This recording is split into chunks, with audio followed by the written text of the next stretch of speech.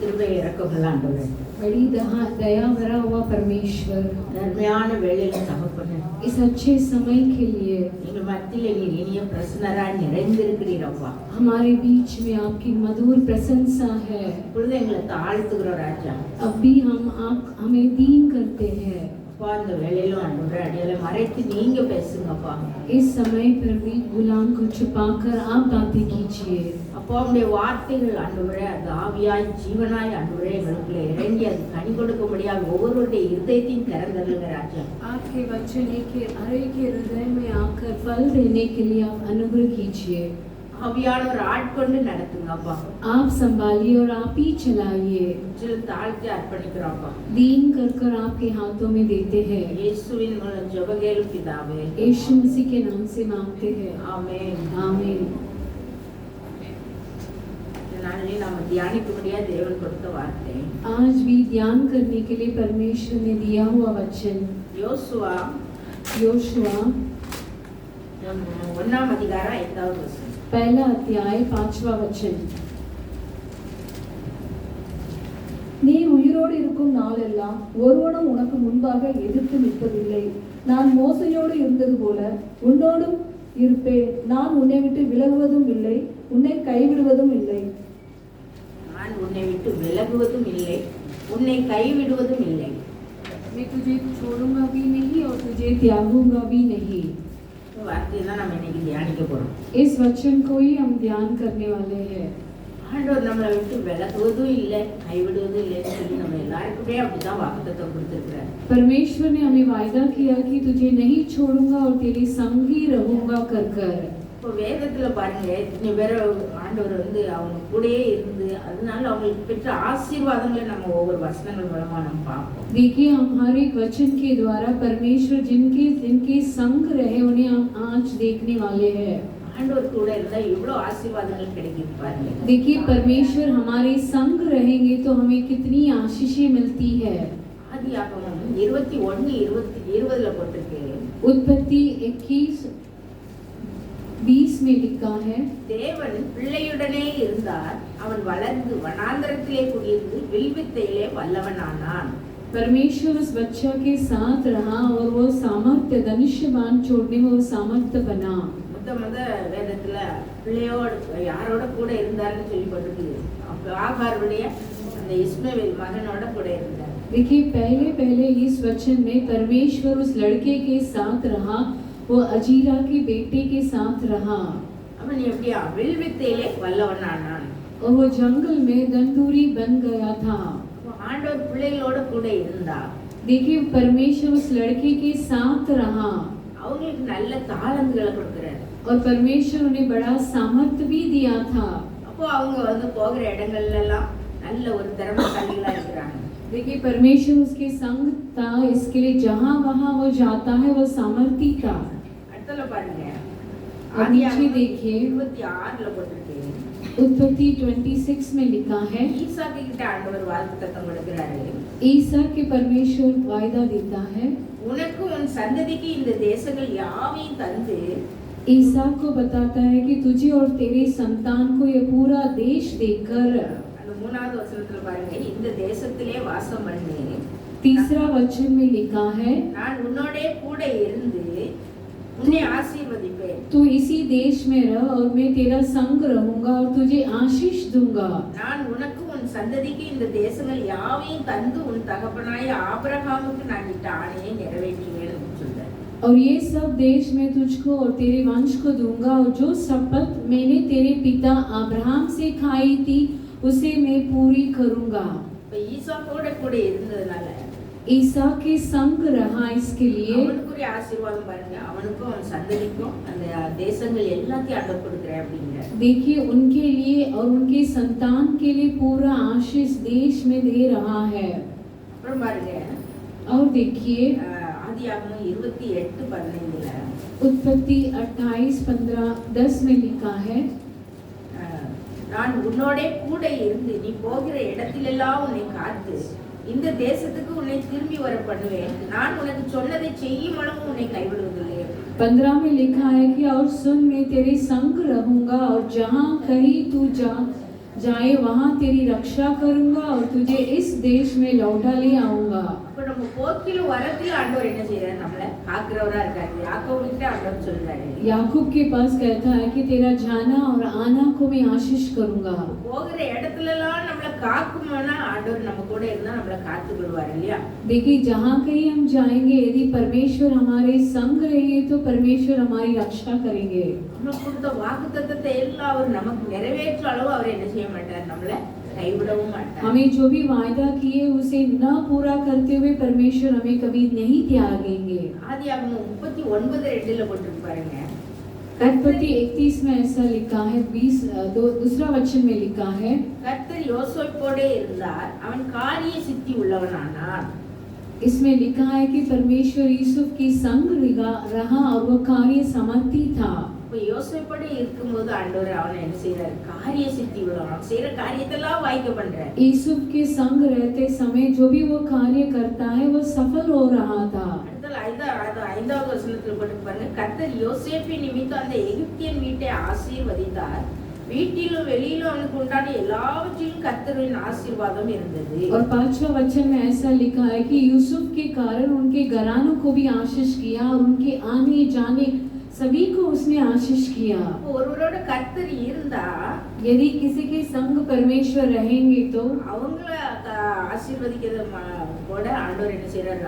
அவங்க நிமித்தம் என்ன செய்யறாங்க? அவங்க இருந்த வீட்டை அவங்க கூட இருக்கிறவங்களையும் ஆசீர்வதிக்கிறார். यदि किसी के साथ परमेश्वर रहेंगे तो उनके कारण उनकी घराने और जो भी उनके संग है उन्हें आशीष करते हैं. அடுத்தது பாருங்க, மோசே கிட்ட ஆண்டவர் சொல்றாரு. और देखिए, मूसा के पास परमेश्वर ऐसे कहते हैं, யாத்ராகமம் 34:11 निर्गमन 34:14 में लिखा है, உன்னோடே கூட இருந்து நான் செய்யும் காரியம் பயங்கரமா இருக்கும். तेरे संग में रहकर करूंगा काम भयानक रहेगा.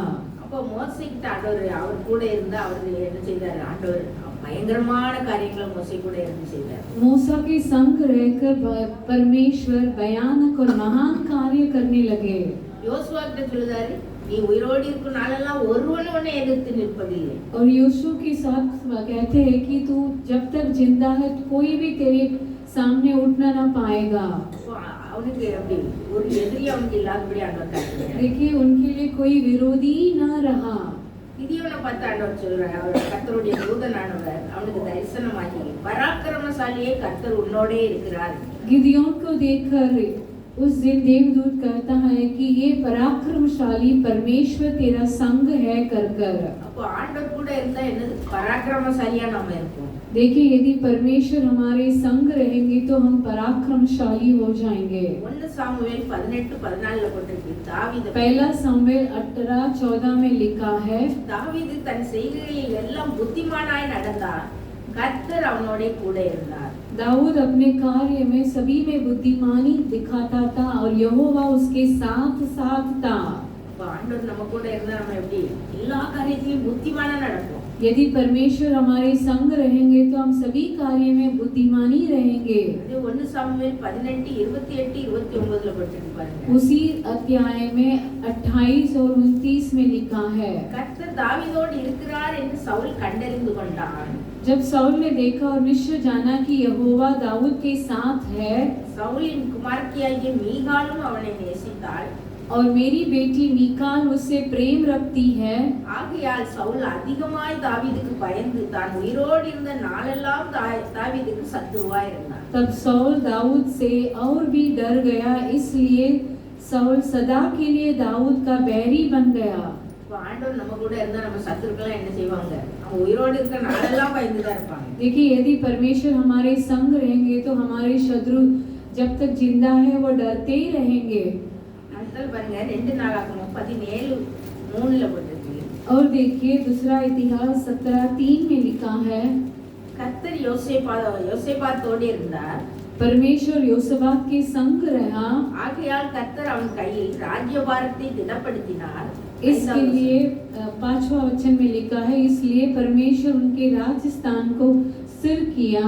யூதா கோத்திரத்தார் எல்லாரும் யோசபாத்துக்கு காணிக்கையை கொண்டு வந்தார்கள்.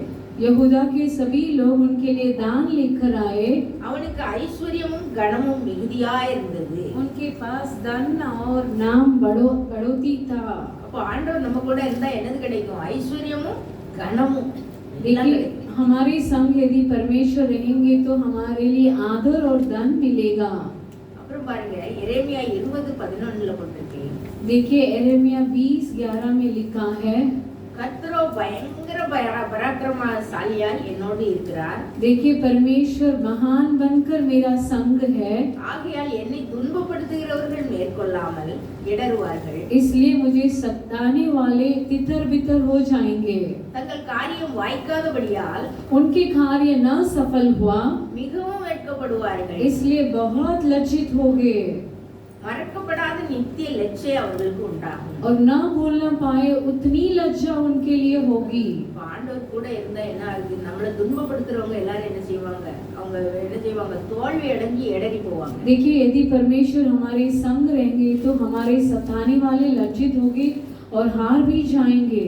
அவங்களுடைய காரியம்லாம் வாய்க்காம போனதுனால அவங்க என்ன செய்வாங்க? ரொம்ப வெட்கப்பட்டு லட்சை அடைவாங்க. देखिए उनके कार्य न सफल हो जाएगी और वो लज्जित होकर शर्मिंदा हो जाएंगे। அப்போ ஆண்டவர் நம்ம கூட இருந்தா எவ்வளவு ஆசீர்வாதங்கள் இருக்கு பாருங்க. देखिए यदि परमेश्वर हमारे संग रहेंगे तो हमारे लिए कितने आशीष है। நம்மள நல்ல திறமைசாலியா வைக்கிறார் நம்ம பிள்ளைகளை. हमारे बच्चे को अच्छे से रखते हैं। அப்புறம் நம்மளுக்கு நம்ம இருக்கிற இடங்கள் நம்ம தேசத்தெல்லாம் நமக்கு சொந்தமாக்கி தரார். और சந்ததியா जहाँ कहाँ है हम उस देश को अपनाने के लिए परमेश्वर करते हैं। हमारे संतान को भी आशीष करते हैं சந்ததியை பெருக பண்ணுகிறார். और हमारे संतान को बढ़ोतरी भी करते हैं போக்கில வரச்சில ஆண்டவர் காத்துக்கிறாரு. और हमें आना जाने में रक्षा करते हैं நம்மள காரிய சித்தி உள்ளவர்களாக்குகிறார். और हमारे कार्य को सफल करते हैं நமது நிமித்தம் நம்ம கூட இருக்கிறவங்களையும் ஆசீர்வதிக்கிறார். और हमारे कारण जो भी हमारे संग है उन्हें भी आशीष करते हैं। நம்ம உயிரோடு இருக்கிற நாளெல்லாம் நமக்கு எதிர்த்து நிற்கிறார் ஒருத்தர் இல்லாதபடி காத்துக்கிறார். हम जब तक जिंदा है हमारे लिए कोई बैरी नहीं होगा அவர் நம்ம கூட இருந்து செய்யற காரியங்கள் எல்லாம் பயங்கரமா இருக்கும்படி பண்றார். और परमेश्वर हमारे संग रहकर करने वाले कार्य भयानक रहेगी அப்புறம் நம்மள பராக்கிரமசாலியா மாற்றிடுறார். और हमारे पराक्रमशाली भी बना देते हैं। தாவீதோட கூட இருந்து புத்திமானா அவனை மாற்றின மாதிரி நம்மளையும் என்ன செய்யறாரு? எல்லா காரியத்திலையும் புத்திமானா மாற்றுகிறார். और दाऊद के संग रहकर दाऊद को बुद्धिमान बनाए थे, उसी समान हमें भी बुद्धिमान कराएंगे। யோசபாத் ராஜாவோட கூட இருந்தது மாதிரி என்ன செய்யறாரு? நம்ம கூட இருக்கும்போது என்னது? நமக்கு ஐஸ்வர்யமும் கனமும் மிகுதியா பெருகுது. योसबात के राजा के संग जैसे रहे थे वैसे ही हमारे संग रहकर हमारे लिए धन और आदर भी देते हैं। நம்ம கூட ஆண்டவர் பயங்கர பராக்கிரமசாலியா இருக்கும் பொழுது நம்ம என்ன ஆகும்? நம்மளை துன்பப்படுத்துறவங்க என்ன செய்வாங்க? லட்சம் அடைவாங்க. यदि परमेश्वर हमारे संग रहेंगे तो हम भयानक भयंकरशाली हो जाएंगे और हमारी बैरियों लज्जित हो जाएंगे। ஆண்டவர் கூட இருந்தா அவ்வளவு ஆசீர்வாதம் நமக்கு கிடைக்கும். परमेश्वर हमारे संग रहेंगे तो हमें इतनी आशीषें मिलती है। ஆண்டவர் பரலோகத்துக்கு போகும்போதே அவர் என்ன சொல்றாரு? நீங்க ஒரு என்னது கடைசி நாட்கள்ல நான் இல்ல கடை உலகத்தின் கடைசி பரியந்தம் சகல நாட்களிலும் நான் உங்களோடு கூட परमेश्वर जब उठाए गए थे परमेश्वर ने कहा कि संसार की अंतिम दिनों तक मैं तुम्हारे संग रहूंगा। அப்ப இயேசுவானவர் நம்ம கூட கடைசி வரையும் நம்ம கூட தான் இருக்கிறார். यीशु मसीह हमारे संग सदा के लिए अंतिम तक रहते हैं। அப்ப நம்ம அந்த விசுவாசத்தோட நம்ம நடக்கும்போது நம்மளுடைய காரியங்களை எல்லாவற்றையும் நம்மளுக்கு மாற்றி நம்மளை ஆசீர்வதித்து நம்ம சந்ததியை ஆசீர்வதித்து நம்மளை यदि उस विश्वास के साथ हम चलेंगे तो हमें आशीष करेंगे और हमारे संतान को भी आशीष कर आदरणीय बनाएंगे। எப்போ அவர் பிரியமா நம்ம நடக்கும்போது कभी करेंगे हम उनके प्रिय बच्चे ठहरते समय। வேதத்துல பாருங்க நம்ம யாரு அப்படி ஆண்டவருடைய ஆசீர்வாதத்தை பெற்றுக்கிட்டாங்க? देखिए पवित्र शास्त्र में कौन कौन उस आशीष को पाए और कौन कौन उस आशीष को खो बैठे थे।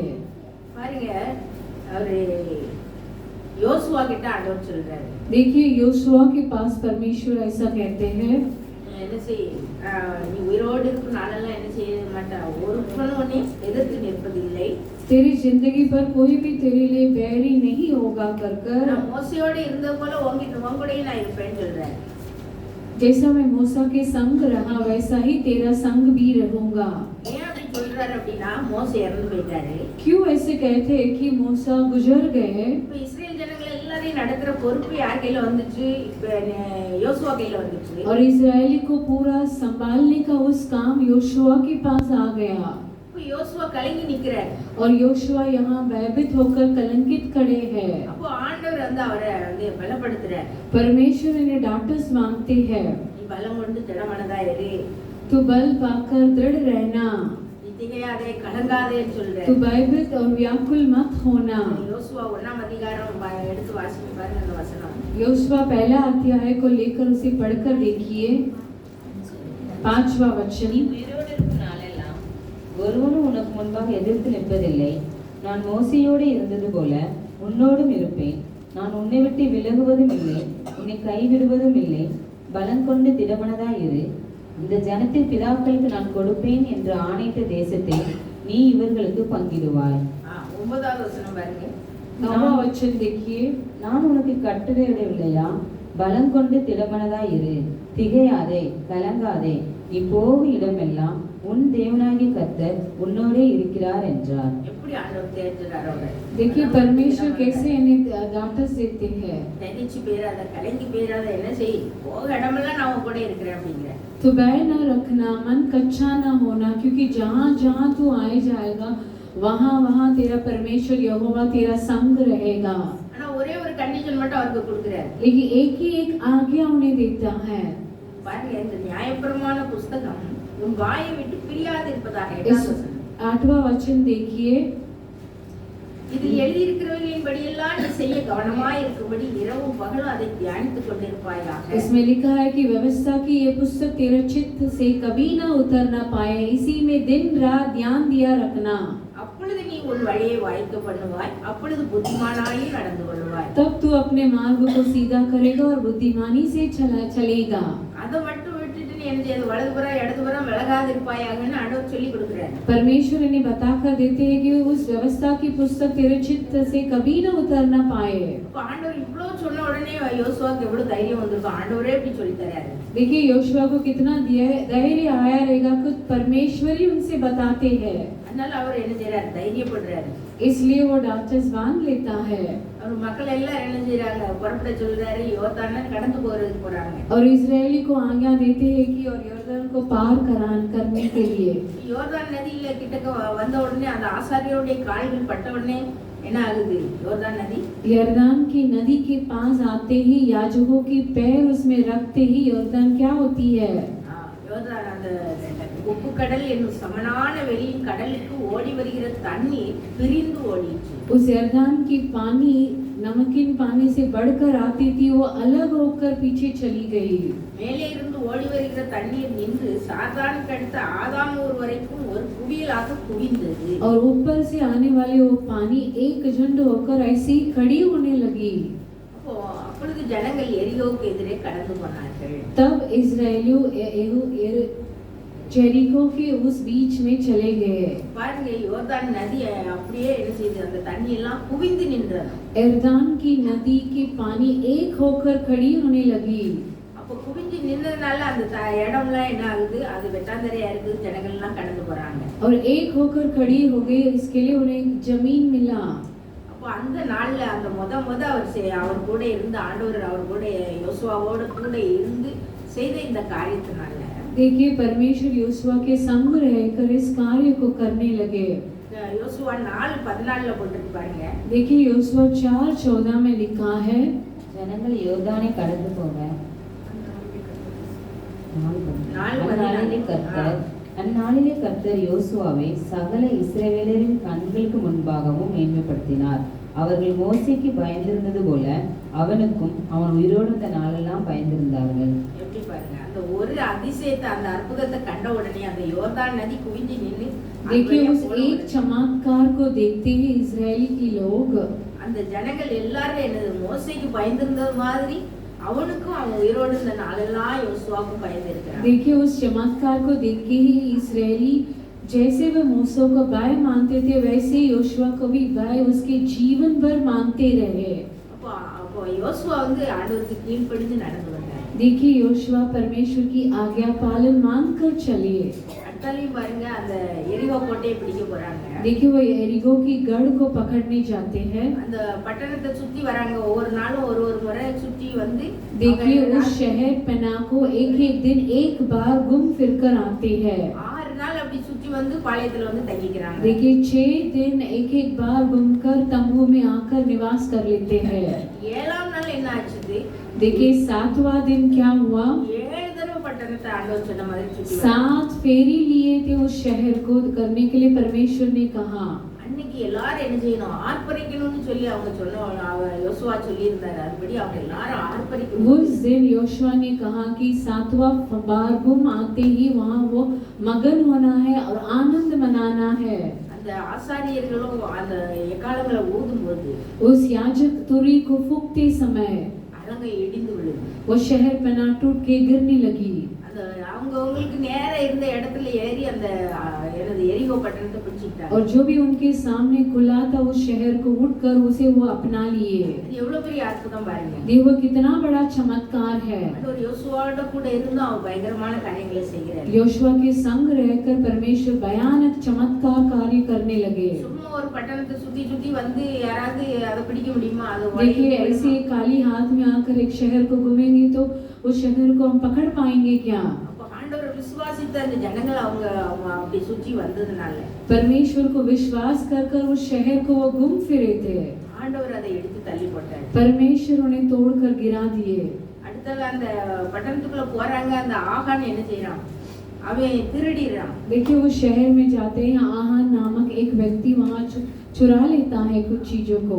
அவன் தங்க பாலம் வெள்ளி எல்லாத்தையும் அந்த என்ன செய்யறான்? அவன் வீட்டுல கொண்டு போய் புதைச்சு வச்சிருக்கான். और वो सोना चांदी और वस्तु लेकर अपने घर के बीच में वो दफा कर रखता है। ஆண்டவர் அதையும் காட்டி கொடுக்கிறார். उसे भी परमेश्वर पकड़वा लेते हैं।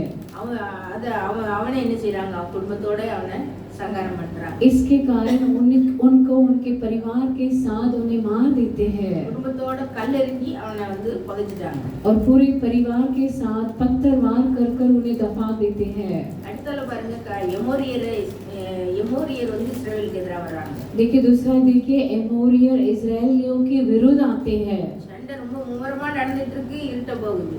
बहुत भयानक झगड़ते हैं।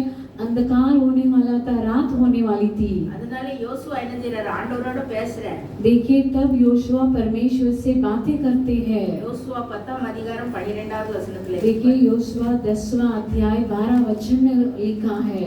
அந்நாளிலே யோசுவா கர்த்தரை நோக்கி பேசி उस समय अर्थात यहोवा के साथ योशुआ बातें करने लगा। பின்பு இஸ்ரவேலின் கண்களுக்கு முன்பாக फिर इजराइलियों के देखते ही சூரியனே நீ கிபியோன் மேலும் ए सूर्य तू गिबियोन पर சந்திரனே நீ ஆயலோன் பள்ளத்தாக்கின் மேலும் और ये चंद्रमा तू आयलोन की तराई के ऊपर तमा रहा தரித்து நில்லுங்கள் என்றான். और तमा रहना कर कर आज्ञा देने लगा। ஆண்டவர்கிட்ட பேசிட்டு அதாவது ஜெபம் பண்ணிட்டு परमेश्वर के संग प्रार्थना कर कर बातें करने की बात சூரியனையும் சந்திரனையும் நோக்கி கட்டளை கொடுக்கிறான். और सूर्य और चंद्रमा को देखकर वो आज्ञा देने लगा। ஆண்டவர் அதுக்கு அதை அப்படியே நிற்க பண்ணினாரு. परमेश्वर इनकी बात में आकर वैसे उन्हें थमा दिया। சூரியன் ஒரு பகல் முழுவதும் நடு வானத்துல நின்னுச்சான். देखिए सूरज पूरे दिन उस दिन उन्हें दोपहर होने दिया। அப்போ அவங்க எல்லாரும் என்ன செய்தாங்க? அந்த எமோரியரை வெற்றி கொண்டாங்க. और सभी वो अपने विरोधियों से बैरियों से विजय हो गए। அப்புறம் கானான் தேசத்தை இந்த இவர் யோசுவா தான் என்ன செய்தாரு? 12 கோத்திரத்தாருக்கும் பங்கிட்டு கொடுக்கிறார். और खानान देश को पूरे 12 गोत्रों को बटोर कर देता है। ஆண்டவர் அவர்கிட்ட சொன்னபடி அவர் என்ன செய்தாரு? परमेश्वर जैसा आज्ञा दिए थे वैसा ही करने लगे। அவர் கீழ்ப்படிந்து आज्ञा पालन करके நியாயப்பிரமாணத்தை அவர் எப்பவும் வாசிச்சு அதுக்கு கீழ்ப்படிந்து நடந்தார். और व्यवस्था की उस पुस्तक में जो चित्त लिखा था उसी के अनुसार चलने लगा। அதனால ஆண்டவர் அவர் கூட இருந்து அவர் என்ன செய்தாரு? அவருக்கு பெரிய பெரிய பயங்கரமான காரியங்களை அவர் மூலமா செய்தார். इसके लिए परमेश्वर उनके संग रहकर बड़ी-बड़ी चमत्कार और भयानक कार्य करने लगे। எல்லார் முன்பாகவும் அவரை உயர்த்தி வைத்தார். और सभी के बीच में उन्हें आदरणीय रखे थे। மோசேக்கு பயந்தது மாதிரி இவருக்கும் பயம் உண்டாயிடுச்சு. जैसे मूसे को डर रखते थे उसी समान योशुआ को भी उनके जीवन भर डर रखे थे। அப்ப ஆண்டவருக்கு கீழ்ப்படிந்து அவருக்கு சித்தத்தின்படி சரியா நம்ம நிறைவேற்றும் போது எல்லா காரியங்களையும் நிறைவேற்றும் போது यदि हम भी परमेश्वर की आज्ञा पालन कर कर उनकी इच्छा के अनुसार भयभीत रखते तो ஆண்டவர் எல்லாரும் முன்பாக நம்மளை உயர்த்துறார். परमेश्वर सभी के बीच में हमें उन्नति करेंगे। யோசுவா அப்படிதான் உயர்த்தினார். योशुआ को भी परमेश्वर वैसे ही बढ़ाए थे। இதே கீழ்ப்படியாம போனா என்ன நடக்குது பாருங்க. इसी समान आज्ञा पालन नहीं करेंगे तो क्या होगा? அப்போ யாரை விட்டுலாம் கீழ்ப்படியாம போனாங்க யாரெல்லாம்? देखिए कौन कौन आज्ञा पालन उल्लंघन किए थे परमेश्वर की। சவுலை விட்டு ஆண்டவர் விட்டார் இல்லையா? सौल से परमेश्वर हट गए। இன்னொருத்தர் யாரை சொல்ல முடியும்? சாலமோன் விட்டு விலகிட்டாருன்னு போடவே இல்லையே. கீழ்ப்படியில அவர் இல்லையா? இன்னொருத்தரை சொல்லலாம், யூதாஸ் இல்லையா? यूदास इस्करियोत, दोनों व्यक्ति को हम देखेंगे, यूदास इस्करियोत और सौल को देखेंगे। இப்போ பாருங்க, சவுல் வந்து என்ன செய்யறாரு? ஆண்டவருக்கு கீழ்ப்படியவே இல்லை. देखिए सौल राजा परमेश्वर की आज्ञा पालन को उल्लंघन किए। அவருக்கு அவர் ராஜாவாகி 1 வருஷம் ஆகுது. वो राजा बनकर 1 साल हो गया। அப்போ ஆண்டவர் வந்து இவரு சாமுவேல் மூலமா அவர்கிட்ட பேசுறாரு. परमेश्वर सामुवेल द्वारा उनसे बातें करते हैं। பாருங்க, 1 சாமுவேல் पहला सामुवेल 16ஆம் அதிகாரத்துல 16 अध्याय 15வது வசனத்துல 15 वचन। கர்த்தருடைய ஆவி சவுலை விட்டு நீங்கினார். கர்த்தரால் 14 வசனம். 14 கர்த்தருடைய ஆவி சவுலை விட்டு நீங்கினார். கர்த்தரால் வரவிடப்பட்ட ஒரு பொல்லாத ஆவி அவனை கலங்க பண்ணி கொண்டிருந்தது. எதுக்காக அவரை விட்டு நீங்கிறாரு? देखिए परमेश्वर क्यों उनसे हट गए?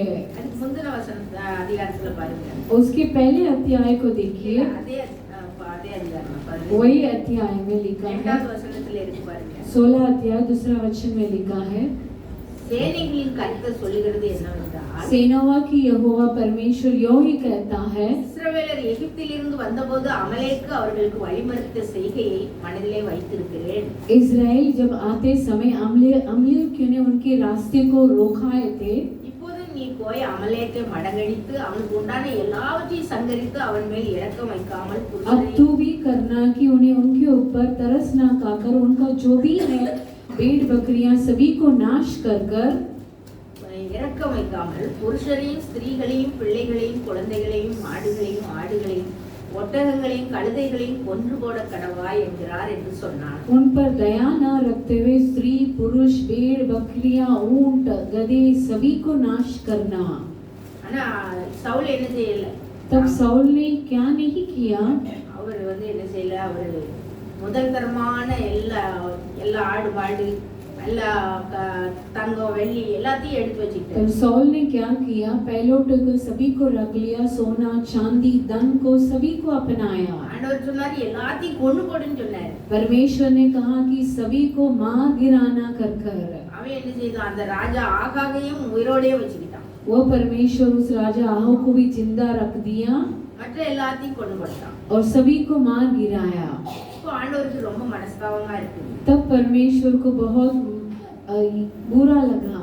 11வது வசனத்துல இருக்கு பாருங்க.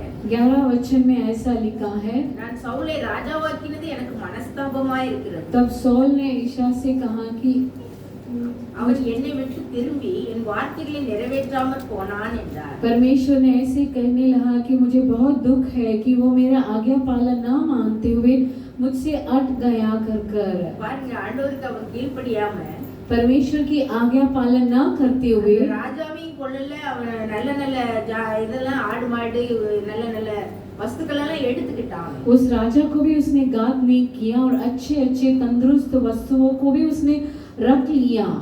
சாமுவேல் வந்து கேட்கும்போது அவன் என்ன சொல்றான் பாருங்க. भविष्यद्वक्ता सामुएल पूछते ही सौल क्या उत्तर देता है? 20வது வசனத்துல போட்டிருக்கு. 20वां वचन में ऐसा लिखा है, சவுல் சாமுவேலை நோக்கி, நான் கர்த்தருடைய சொல்லை கேட்டு கர்த்தர் என்னை அனுப்பின வழியாய் போய் அமலேக்கின் ராஜாவாகிய ஆகாவை கொண்டு வந்து அமலேக்கரை சங்காரம் பண்ணினேன். அமலேக்கியரை சங்காரம் அந்த ராஜாவே சங்காரம் பண்ணிருக்கணும்ல. அவன் என்ன சொல்றான், ஆகாக கொண்டு வந்தேன், கர்த்தருடைய சொல்ல கேட்டு நான் தெரியும் அப்படின்னு சொல்றான். अमलियों को घात किया था, लेकिन उस राजा आहान को लेकर आया कर कर सौल कहने लगा, लेकिन परमेश्वर उन्हें भी घात करने के लिए कहे थे. அடுத்தலையும் பாருங்க, ஜனங்களோ உம்முடைய தேவனாகிய கர்த்தருக்கு கில்காலிலே பலியிடுவதற்காக. और फिर सौल कहने लगा कि प्रजा गिलगाल में आग को बलि चढ़ाने के लिए கொள்ளையிலே சாபத்தீடாகும் ஆடு மாடுகளிலே பிரதானமானவைகளை பிடித்து கொண்டு வந்தார்கள். जो लूट में हम पूरे तंदुरुस्त भेड़ बकरियों को भी लेकर आए हैं. அப்போ எப்படி சொல்றா பாருங்க, ஜனங்களோ உம்முடைய தேவனாகிய கர்த்தருக்கு. वो कैसे कहने लगा कि तेरी प्रजा अपने परमेश्वर को बलि चढ़ाने के लिए. அவனுடைய உள்ளத்துல ஆண்டவர் குறிச்ச ஒரு அன்பு இல்ல. देखिए उनके हृदय में परमेश्वर के लिए प्रेम ही नहीं है. உம்முடைய தேவன் சாமுவேல்ட்ட பார்த்து சொல்றாரு. और सामुएल भविष्यवाणी के पास कहता है कि तुम्हारा परमेश्वर. மக்கள் ஆடு மாடுகள் எல்லாம் நல்ல பிரதானத்தை எடுத்து கொண்டு வந்துட்டாங்கன்னா இப்ப சத்தம் போட்டு அதையெல்லாம் கொல்லுன்னு சொல்லணும் இல்லையா? वो कहने लगा कि प्रजा लेकर आया, लेकिन ये तो प्रजा को डांट सकते थे कि क्यों लेकर आए कर कर. கீழ்ப்படி இல்ல, அவருக்கே ஆசை. वो आज्ञा पालन नहीं किया, उनमें लालच आ गई. அப்படி சொன்னதுனால वैसे कहने लगे इसके लिए. சாமுவேல் சொல்றாரு பாருங்க, सामुएल ऐसे कहने लगे, கர்த்தருடைய சத்தத்துக்கு கீழ்ப்படிகிறதை பார்க்கிலும் परमेश्वर की आज्ञा पालन को मानने को छोड़कर சர்வாங்க தகனங்களும் பலிகளும் கர்த்தருக்கு பிரியமாய் இருக்குமோ? सर्वांग बलि परमेश्वर के लिए पसंद आएगा क्या? பலியை பார்க்கிலும் கீழ்ப்படிதலும் बलि चढ़ाने से बढ़कर आज्ञा पालन करना, ஆட்டுக்கடாக்களின் நினத்தை பார்க்கிலும் செவி கொடுத்தலும் உத்தமம். भेड़ बकरियों की उससे भी परमेश्वर की आज्ञा पालन करना ही उत्तम अहम है. அப்ப ஆண்டவருக்கு கீழ்ப்படியாம இருந்து परमेश्वर की आज्ञा पालन न करते हुए அவருக்கு நிறைய காணிக்கையும் அவருக்கு எல்லாம் கொண்டு வந்தா ஆண்டவர் அதெல்லாம் விரும்பி ஏற்றுக்கிடுவாரா? परमेश्वर को यदि हम दान और बलिदान चढ़ाएंगे तो परमेश्वर उसे नकार देंगे. நம்முடைய காரியங்களை நம்ம ஆராய்ந்து பார்க்கணும். हमारे कार्य को हमें जांचना चाहिए. நம்முடைய வாழ்க்கையில ஆண்டவருக்கு பிரியமா நம்ம நடந்துக்கிட்டு நம்ம வருமானங்கள் நமக்கு வருதா? हमारे कार्य हमारे जिंदगी में हमें जांचना है कि परमेश्वर की कार्य और हमारी जो भी काम काज हो परमेश्वर की अनुग्रह से ही आती है क्या नहीं. நம்ம வாழ்க்கையில ஆண்டவருக்கு கீழ்ப்படிந்து நடக்கிறோமாங்கிறத ஆராய்ந்து और பார்க்கணும். हमें जांचना चाहिए कि यदि हमारे जीवन में हम परमेश्वर की आज्ञा पालन करते हैं या नहीं. அப்படி இல்லாம அவருக்கு எவ்வளவு காணிக்கையை கொண்டு வந்து கொடுத்தாலும் அவர் என்ன செய்ய மாட்டாரு. वैसे न ठहरते हुए परमेश्वर को हम कितने भी दान चढ़ाएंगे तो परमेश्वर उसे नहीं स्वीकारेंगे அது அவருக்கு பிரியமா இருக்காது. और उनके कार्य वो प्रिय न रहेगी. இன்னும் பாருங்க, சவுலை ஆண்டவர் அப்படியே வெறுத்து அவனை விட்டு, அதனாலதான் அவர் என்ன செய்தாரு, கர்த்தருடைய ஆவி சவுலை விட்டு நீங்கி போயிட்டு. इसके लिए परमेश्वर की आत्मा सौल से हट गई கர்த்தரால் வரவிடப்பட்ட ஒரு பொல்லாத ஆவி அவனை கலங்க பண்ணி और கொண்டது. परमेश्वर से छोड़ा गया एक दुष्ट आत्मा उसके अंदर आने लगी. நம்மளை விட்டு ஆவியானவர் விலகி போயிட்டாருன்னா இன்னொன்னு என்னதான் வரும், ஒரு பொல்லாத ஆவி தான் வந்து உட்காரும் அந்த यदि இடத்துல. हमें छोड़कर परमेश्वर अलग हो जाएंगे तो उनसे छोड़ा हुआ एक दुष्ट आत्मा ही आएगी. அப்போ ஆண்டவருக்கு பிரியமா அவருக்கு கீழ்ப்படிந்து நடந்தா அவர் நம்ம கூட இருப்பாரு.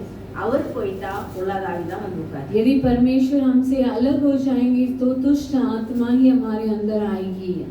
அடுத்தல பாருங்க, யூதாஸ் காரியத்து. दूसरा देखेंगे यहूदास को हम देखेंगे. யூதாஸ் காரியத்து பாருங்க, ஆண்டவர் காட்டி கொடுக்கணும்னு போறான். यहूदास कार्य परमेश्वर को पकड़वाने के लिए जा रहा है. அதுல யோவான் 13:2 போட்டுருக்கு பாருங்க. யோவன்னா 13:2 में लिखा है, சீமோனின் குமாரனாகி யூதாஸ் காரியத்து सीमोन के पुत्र यहूदास அவரை காட்டி கொடுக்கும்படி उसे पकड़वा देने के लिए பிசாசானவன் அவன் இருதயத்தை தூண்டின பின்பு அவர்கள் போஜனம் பண்ணி கொண்டிருக்கையில் पकड़वाए तो भोजन के साथ यीशु ने यह जानकर.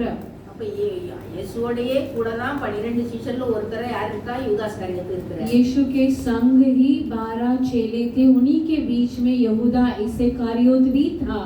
இயேசுவோடயே இருக்கிற யூதாஸ் यीशु के संग ही रहने वाला ये यूदास कारियोत थी. அவனுக்கு என்னது இருதயத்தை யார் தூண்டுதா, பிசாசானவன் தூண்டுகிறான். देखिए उनके हृदय को कौन भरमाता है, शैतान.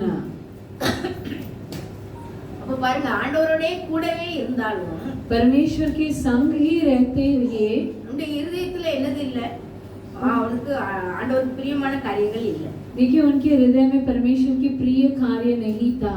அவனை பற்றி சொல்லியிருக்கு பாருங்க, யோவான் 12:6 போட்டிருக்கு. देखिए उन्हीं के बारे में யோவான்னா 12 अध्याय 6 में ऐसा लिखा है. வாசிங்க 12:6 யோவான். அவன் தரித்திரரை குறித்து கவலைப்பட்டு இப்படி சொல்லாமல், அவன் திருடன் ஆனபடியினாலும் பணப்பையை வைத்துக்கொண்டு அதில் போடப்பட்டதை சுமைக்கிறவன் ஆனபடியினாலும் இப்படி சொன்னான். எப்படி அவன் திருடனானபடியினாலும், देखिए वो चोर था इसके लिए, பணப்பையை வைத்துக்கொண்டு அதுல போடப்பட்டது சுமக்கிறவன் ஆனபடினாலும் இப்படி சொன்னான். उसके पास वो थैली था जिसमें वो कुछ पैसा रखा था, इसके लिए उसने ऐसे कहा. யூதாஸ் எப்படிப்பட்டவனா இருக்கான்? திருடனா இருந்திருக்கான். यहूदा इस्करियोत कैसा था? वो कंगालों की चिंता में नहीं था, लेकिन वो बहुत चोर था. அவனுக்குள்ள பண ஆசை இருக்குது. उनके पास धन की लालच थी. அந்த பணப்பையை அவன் சுமந்துக்கிட்டு போறதுனால அந்த ஆசை அவனை விடல. देखिए वो उस थैला को उठाकर लेके जा रहा था, इसलिए उनकी उसके ऊपर लालच हो गई. அந்த விலை உயர்ந்த பரிமள தைலத்தை கொண்டு மரியாள் வந்து ஆண்டவருடைய சரசல் மேல ஊத்துறத பார்த்து, देखिए ये मैगदलेना मरियम उस बहुमूल्य इत्र को परमेश्वर के पैरों पर चढ़ाती है, उसी को देखकर उसने सोचने लगा, அந்த தைலத்தை விற்று அதை 300 பணத்துக்கு விற்று அதை தரித்திரருக்கு கொடுக்கலாமே அப்படின்னு. इस इत्र को बेचकर 300 रुपयों में कंगालों को बीच में बांट सकते थे. அவன் தரித்திரனை பத்தி அவன் கவலைப்பட்டு அப்படி சொல்லல. वो ने कंगालों की चिंता में ऐसे नहीं कहा. அவன் திருடன், அந்த பணப்பையை அவன் அந்த பணம் அந்த இவன் கையில வந்துச்சுன்னா அதை சுமப்பான். क्योंकि वो चोर था और उसके पास उन्हीं की थैली रहती थी, அதனாலதான் அப்படி சொல்றாரு. इसलिए उसने वैसा कहने लगा.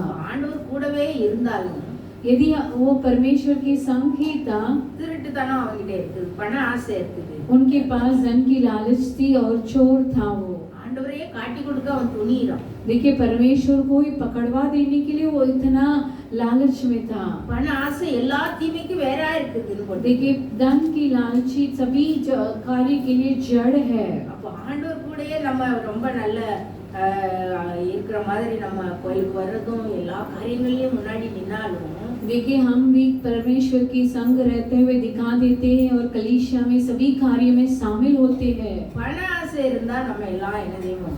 ஆண்டவர் நம்மளை விட்டு விலகிதான் இருப்பார். देखिए यदि हमारे बीच में धन की लालच होगी तो परमेश्वर हमसे हट जाएंगे. அவன் காட்டி கொடுத்ததுக்கு தான் ஓடுனா காட்டி கொடுத்தான். और योदास कार्य परमेश्वर को पकड़वाने के लिए दौड़ रहा था और पकड़वा भी दिया. அது மாதிரி அப்போ இந்த யூதாஸ் மாதிரி என்ன செய்யக்கூடாது? ஆண்டவர் கூடயே இருக்கிற மாதிரி நம்ம கோயிலுக்கு வந்து எல்லா इस योदास कार्य காரியங்களும் के समान हमें भी नहीं होना चाहिए. பண ஆசை பிடிச்சி இருக்கக்கூடாது. धन की लालच में नहीं होना காட்டி चाहिए. கொடுக்கிறவங்களா இருக்கக்கூடாது. पकड़वा देने वाले नहीं होना चाहिए. சவுல மாதிரி கீழ்ப்படியாதவர்களா இருக்கக்கூடாது. साउल के समान आज्ञा को उल्लंघन करते हुए नहीं रहना चाहिए. ஆண்டவரே ராஜாவா அவனை முத அபிஷேகம் பண்றாரு. परमेश्वरी पहला खुद उन्हें राजा के तौर पर अभिषेक करते हैं. அப்படியே அவன் ஆண்டவருக்கு பிரியமா நடக்கல, அவன் கீழ்ப்படியல. तब भी वो परमेश्वर की आज्ञा पालन नहीं किया और परमेश्वर की प्रिय नहीं ठहरा.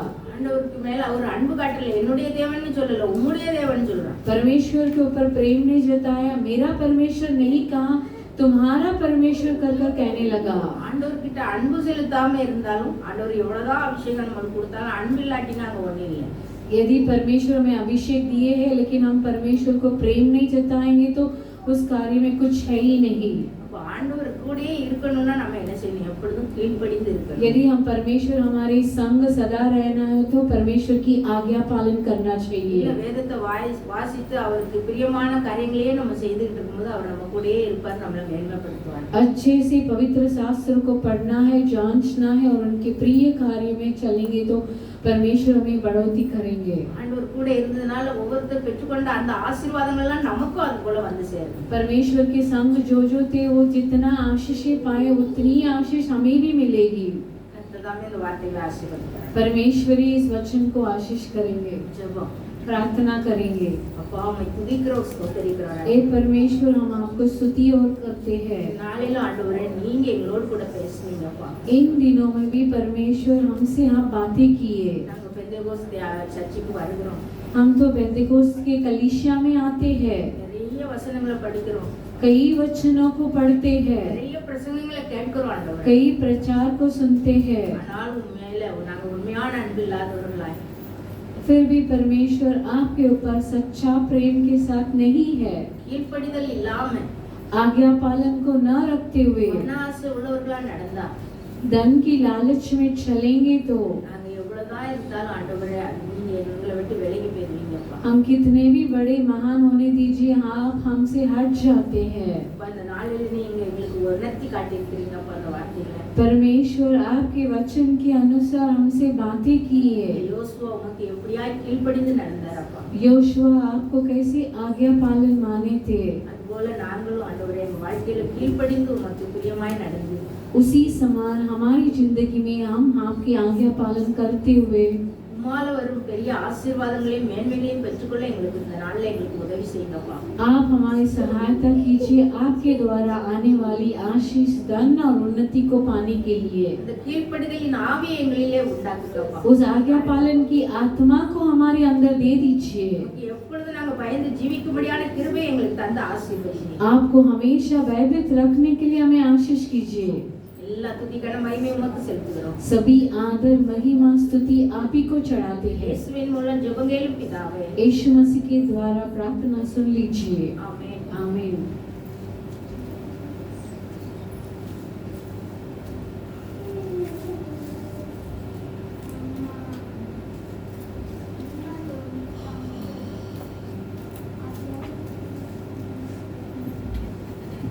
அல்லேலூயா அல்லேலூயா. பரிசுத்தவான்கள் நிறைய பேரை நம்ம பார்த்தோம். पवित्र जनों को, कई जन को हम நம்ம யாரு? हम कौन है? நம்ம யாரு? பரிசுத்தவான்கள். हम भी पवित्र है। இத்தனை ஆசீர்வாதம் நமக்கு இருக்குது. इतनी आशीषें हमारे पास भी है। யோசுவாவை பார்த்தோம், योशुआ को देखने लगे, இஸ்மாயிலை பார்த்தோம், इस्माइल को देखे, ஈசாக்கை பார்த்தோம், ईसाक को देखे, யாக்கோபை பார்க்கல, யோசேப்பை பார்த்தோம். யாக்கோபு பார்த்தீங்களா? याकूब को भी देखे थे ना। அப்படியா? போக்கிலும் வரக்கிலும் காப்பார். நான் ஒன்று மிஸ் பண்ணிட்டேன். யாக்கோபை பார்த்தோம், याकूब को देखने लगे, ஈசாக்கை பார்த்தோம், ईसाक को देखे, யோசேப்பை பார்த்தோம், यूसुफ को देखे, யோசபாத்தை பார்த்தோம், योसबात को देखे, எரேமியாவை பார்த்தோம், मूसा को देखे, மோசேயை பார்த்தோம். இதுல எல்லாரும் கிதியோனை பார்த்தோம், தாவீதை பார்த்தோம், गिदियोन को देखे, दाऊद को देखे, பிறகு சவுலை பார்த்தோம், सौल को देखे, யூதாஸை பார்த்தோம். यूदास कारियोत को देखे। எல்லாரும் சீஷத்துவ பணியில உள்ளவங்க. இவங்கெல்லாம் தேவனுக்கு முன்மாதிரியா உள்ளவர்கள். ये सब परमेश्वर के पद चिन्हों में चले हुए चेले लोग थे। இப்ப நம்ம யாரு? अब हम कौन है? என்ன ஆகமோ? இப்ப ஒரு வேற பிரசங்கம் தேவையில்லை, உங்களுக்கு ஞாபக சக்தி உண்டு. आपको सिर्फ याद दिलाती हूँ गिनती 22:12. 22-12। அதற்கு தேவன் பிழையாமை நோக்கி, நீ அவர்களோடு போக வேண்டாம், அந்த ஜனங்களை சபிக்கவும் வேண்டாம், அவர்கள் ஆசீர்வதிக்கப்பட்டவர்கள் என்றார். நம்ம யாரு? हम कौन है? சொல்லுங்க. ஆசீர்வதிக்கப்பட்டவர்கள். आशीषदायक जन யாருமே है। சபிக்க முடியாது. कोई भी हमें श्राप नहीं दे सकते। ஆனா நம்ம நினைச்சாதான் நம்மளை சபிக்க யாரும் சபிக்க முடியாது. यदि हम सोचेंगे तो हम श्रापित ले पाएंगे। அப்ப நம்ம வாழ்க்கையில நம்ம ஆண்டவர் நம்ம கூட இருக்காரு. परमेश्वर हमारी जिंदगी में हमारी संग है, ஆனா அது அப்படி நம்ம சந்தேகப்படுறோம். लेकिन हम उसे शंका करते हैं, அல்லேலூயா शक करते हैं। அல்லேலூயா. அல்லேலூயா. நம்ம கூட என்ன இருக்கு? हमारी संग क्या है?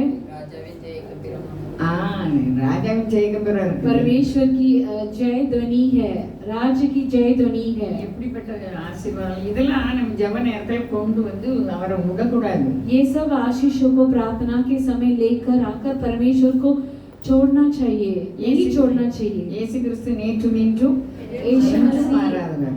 आज और कल न बदलता परमेश्वर। எல்லாமே இழந்தவர்களாக நம்ம இருக்கலாம். यदि हम सभी को खो बैठे हैं, நமக்கு என்ன வேணும்? பத்திரம் வேணும். என்ன பத்திரம் வேணும்? देखिए हमारे लिए क्या चाहिए? விசுவாச பத்திரம் வேணும். विश्वास की उस पत्र चाहिए, நமக்கு எழுதி வச்சிருக்கு. हमारे लिए लिखकर छोड़ा है। அல்லேலூயா அல்லேலூயா। நமக்கு செக் தந்திருக்காரு. हमारे लिए परमेश्वर चेक அதை दिए எங்க हैं। போய் மாத்தணும்?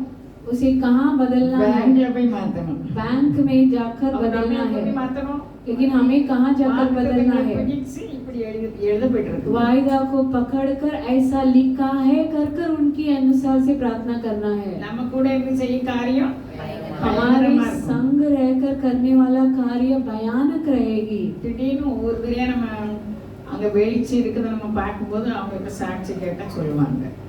यदि कहाँ जहाँ उजियाला है उनके पास जाकर हम पूछेंगे तो उनके पास बहुत बड़ा इतिहास रहेगा। நம்ம வந்திருக்கவங்ககிட்ட நிறைய பேருக்கு வெளிச்சம் இருக்குது. हमारे आए हुए सभी के बीच में ज्योतियां हैं। விசுவாசம் இல்லைன்னா கவலைப்பட்டு செத்து போயிடும். यदि हमारे अंदर विश्वास नहीं है तो हम चिंतित होकर मर जाएंगे। நம்ம ஆசீர்வதிக்கப்பட்டவர்கள். हम आशीषदायक जन हैं। யாரும் சபிக்க முடியாது. हमें कोई भी श्राप नहीं दे सकता। ஹல்லேலூயா. ஹல்லேலூயா. எல்லாரும் நினைப்பாங்க இதோட முடிஞ்சு போயிருவாங்கன்னு நினைப்பாங்க. सभी लोग हमें सोचते हैं कि ये इनका अंत हो गया है। அதுக்கு பிறகுதான் நம்ம ஆரோனுடைய கோல் என்ன செய்து उसी की बाद ही आरोन की उस लाठी उसमें फूल आने लगी, खिलने लगी। ஹல்லேலூயா. हालेलुया। ஹல்லேலூயா. हालेलुया। அப்போ மனிதர்கள் உலகம் நம்ம இதோட முடிஞ்சதுன்னு இருக்கும். ஆனா நமக்குள்ள ஒரு வெளிச்சம் இருக்குது. हमारे आसपास के मनुष्य संसार सोचते हैं कि हमारी अंत हो गई, लेकिन हमारे अंदर परमेश्वर की ज्योति है। இருளை வெளிச்சமாக்குகிறவர். हम अंधकार को उजाला करने वाला परमेश्वर, விளக்கை ஏற்றுகிறவர். இப்படி நமக்கு ஒரு हमारी दिया को चढ़ाने वाला परमेश्वर। இஸ்ரவேல் ஜனங்களுக்குள்ள பகல்ல என்ன இருந்துச்சு? इजरायली लोगों के बीच में दोपहर में मेघ स्तंभ था இரவுல அக்னி ஸ்தம்பம் और இருந்தது. रात को अग्नि का खंभ था। நமக்கு இருக்குது.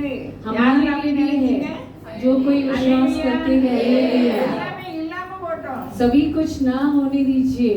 ஒன்றும் இல்லாமையில் உருவாக்குகிறது. परमेश्वर ने जो कुछ नहीं था उसी से परमेश्वर ने उत्पन्न किया। வாழ்க்கையில தலைகீழா மாற்றப்பட்டவராங்க. हमारी जिंदगी में हमारे सभी कार्य उलट हो गई, ஆனா அவர் நான் உயிரோட இருக்கேன்னு வாக்கு அனுப்பிக்கிட்டே இருந்தார். लेकिन परमेश्वर लगातार वचन भेजते कि मैं जिंदा परमेश्वर हूँ कर कर। ட்ரெயின் போறதுக்கு என்ன காட்டணும்? रेलगाड़ी को चलाने के लिए பச்சைப்படி பிளாக். हरा झंडा को लहराना चाहिए। எல்லாரும் இப்ப சின்ன பிள்ளைகளா இருந்தாங்க. எனக்கு அவர் பச்சைப்படி காட்டினாரு. हमारे बच्चे सभी छोटे थे, परमेश्वर हमारे लिए हरा झंडा लहराए। பச்சைப்படினா வார்த்தை ஜெபம் பண்ணும்போது வார்த்தையை அவர் அனுப்புனாரு. प्रार्थना करते समय परमेश्वर वचन को भेजते हैं। அந்த வார்த்தை வந்தா நமக்கு பயமே இல்லை. उस वचन आएगी तो हमारे अंदर डर नहीं आती। இப்ப நம்ம யாரு? ஆசீர்வதிக்கப்பட்டவர்கள். अभी हम कौन है? आशीषदायक जन है। நம்ம கூட இருந்து செய்யும் காரியம் हमारे संग रहकर करने वाला कार्य भयानक நமக்கு रहेगी। விரோதமா இருக்கவங்களுக்காக நம்ம முக்கியமா ஜெபம் பண்ணணும். हमारे बैरियों के लिए हमें प्रार्थना करना चाहिए। ஏன்னா நம்ம ஒவ்வொருத்தரும் ஆண்டவருடைய சாயலா இருக்கோம். देखिए हर एक धन परमेश्वर की स्वरूप में बनाया गया है। அவர் சொல்றாரு பழி வாங்குதல் எனக்குரியதுன்னு சொல்றாரு. परमेश्वर कहता है कि பழி வாங்குதல்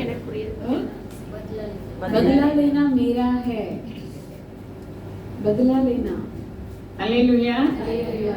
அப்போ நமக்கு விரோதமா வர்றவங்கள இப்ப நம்ம பைபிள்ல பார்த்தோம். देखिए हमारी बैरियों के बारे में हम पवित्र शास्त्र में देखे। தாவீதுக்கு விரோதமா சவுல் வந்துட்டே இருந்தார். பயத்தினால அப்படி வராரு. दाऊद के विरुद्ध साउल उनके पीछे आए थे क्योंकि उनके अंदर डर था। பயம் வர்றது யாரோட வேலை? भय किसका कार्य है? சாத்தானுடைய வேலை. शैतान की कार्य है। அதனால ஆண்டவர் ஆசீர்வதிக்கப்பட்டவங்களை யார் கொல்ல முடியும்? परमेश्वर की आशीषदायक जन को कौन मार गिरा सकता है? அதனால அவர் அறிந்தும் அவர் பெருமையா மேகசங்க எல்லாம் பெருமைலாம் நமக்கு நம்ம எல்லாருக்குமே பெருமை உண்டு. வசனத்தை வச்சு அதை மாற்ற. देखिए हमारे अंदर सभी के अंदर घमंड आती है, परमेश्वर की वचन लेकर उसे हराना चाहिए। நம்ம பைபிள்ல பார்த்தோம் தேவ மனிதருக்கு விரோதமா வந்தவங்க பூரா அழிக்கப்பட்டாங்க. देखिए पवित्र शास्त्र में हम देखे हैं कि जो भी परमेश्वर के बैरिया है वो सब नाश हो गए। இவன் சமயம் இல்லை. நம்ம விசுவாசத்தை நம்ம இப்ப இன்னைக்கு சொன்ன வார்த்தை பூரா நீங்க பார்த்ததை ஆராயணும். आज जो भी वचन कहा गया था उसे देखकर उसे जांचना चाहिए। ஆராயும் போது வெளிச்சம் உண்டாகும். उसे जांच नहीं तो हमें उजियाला होगी। அல்லேலூயா. அல்லேலூயா। அல்லேலூயா. அவர் பேசும் தெய்வம். वो बातें करने वाला நம்ம परमेश्वर। வாழ்க்கையில அவர் பேசிட்டே இருக்காது. हमारी जिंदगी में वो लगातार बातें करते आ रहे हैं। அதான் யோவான் 1 சொன்னாரு, பிள்ளைகளே உலகத்திலும் உள்ளதிலும் அன்பு கூறாதீர்கள். पहले यूहन्ना में ऐसे लिखा है कि मेरे बच्चे संसार और संसार के कार्य में प्रेम नहीं जताना। தானே வரும், वो अपनी आप அது आएगी, தேடி போக வேண்டியது. उसे ढूंढ कर नहीं जाना चाहिए। ஆண்டவர் மலை பிரசங்கத்தில் சொல்றாங்க, நாளை தினத்தை குறித்து நீங்க என்ன செய்யாதங்க, परमेश्वर पहाड़ी प्रचार में कहते हैं कि कल के दिन के लिए चिंतित नहीं होना। இன்னைக்கு எல்லாரும் நாளை குறித்து யார் கவலைப்படுதா? कल के लिए कौन डरते हैं? நமக்காக அவர் யாவையும் செய்து முடித்தார். हमारे लिए परमेश्वर सब कुछ कर लेते हैं। இன்னைக்குள்ள மெசேஜ் என்னது? யார் கூடலாம் ஆண்டவர் இருக்காங்களோ, आज के प्रचार की वचन क्या था? जो व्यक्ति परमेश्वर के संग है, வர வர அங்க விருத்தியாவாங்க, அங்க வெளிச்சம் இருக்கும். वो बढ़ती जाएंगे और वहाँ उजियाला होगी। நம்ம உள்ள ரொம்ப கஷ்டப்படுவோம். देखिए हमारे अंदर बहुत चिंता रहती நம்ம है, விசுவாசம் என்ன செய்யும்? हमारे विश्वास உடம்பிடப்படும். परखाया जाएगा। அப்ப சோர்ந்து போறதுக்கு இல்ல. तब चिंतित रहने के लिए कार्य नहीं ஏன்னா है। வீட்வாசல் இல்லாதவங்களுக்கு நான் வீட்வாசல் தருவேன்னு जिन्हें சொல்லி घर नहीं है उन्हें घर दूंगा कर पवित्र शास्त्र कहती நமக்கோ है। வீடு இல்ல. लेकिन हमारे लिए खुद के लिए घर नहीं है। हम सब कौन है? ராஜாதி ராஜாவுடைய பிள்ளைகள், ராஜாத்திகள். राजा के बेटियां और उनकी कुमारियां हैं। அப்ப நம்ம எங்க இருக்கணும்? तब हम कहाँ रहना चाहिए? பேலஸ்ல இருக்கணும். राजमहलों में होना चाहिए। ஹalleluya. हालेलुया। மண் வீடெல்லாம் நமக்குரியது இல்ல. मिट्टी का घर हमारा नहीं है। நம்ம விசுவாசம், உங்கள் விசுவாசமே உலகத்தை आपकी विश्वास ही संसार को जीतेगी। அப்போ நம்ம என்ன செய்யணும்? तो हमें क्या करना है? பலம் கொண்டு திடமானதா இருக்கணும். डॉक्टर्स बनना है, वाई बनकर डॉक्टर्स बनना है। சொன்னால மோசேக்கு சொன்னது போல இந்த நியாயப்பிரமாண புத்தகம் உங்க வாயை விட்டு मूसी के पास ऐसे कहा कि इस व्यवस्था की बातें तेरे चित्त में रहना அந்த चाहिए। இரவு பகல் என்ன செய்யணுமா? उसे दिन रात ध्यान करना, அப்ப நம்ம புத்திமானா तब वे बुद्धिमान हो जाएंगे வழிய வாய்க்கப்படணும். और हमारे कार्य को सफल करेंगे। நம்ம வழி வாய்க்கல நம்ம நினைச்சிட்டு சொல்லி வாய்னால அறிக்கையிட்டு देखिए हम कबूल करते हैं कि हमारे कार्य सफल नहीं हुआ कर நம்ம வாயே நோய் வரும். देखिए हमारी जबान से ही हमारे लिए बीमारी நம்ம आएगी। வாயே ஆசீர்வாதத்தை பறிச்சிட்டு போயிடும். हमारी जबान ही हमारे आशीष को निकाल कर डाल देती है। யாக்கோபு சொல்றாரு, நாவு याकूब कहता है கொள் காட்டையே மாற்றி போடும். ये जीव हमारी आयु की उस चक्र को ही जला देती है। நம்ம பேசுறது ஜாக்கிரதையா இருக்கணும். हम जब बातें करती है सावधानी से बातें करना है। நம்ம வாக்குவாதமே பண்ணக்கூடாது. हमें वाद विवाद नहीं करना चाहिए। வாக்குவாதத்துக்கு பைபிள்ல இடம் இல்ல. वाद विवाद करने के लिए पवित्र शास्त्र में जगह है ही नहीं।